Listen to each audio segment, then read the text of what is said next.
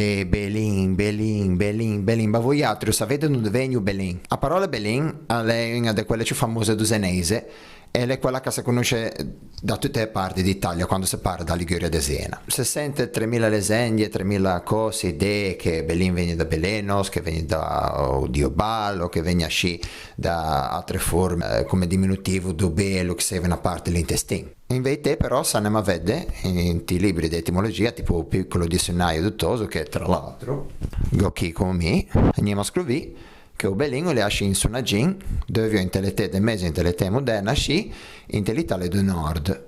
La parola Belin veniva da Bellino, come si dice in Toscana, che vuol dire bello e piccino.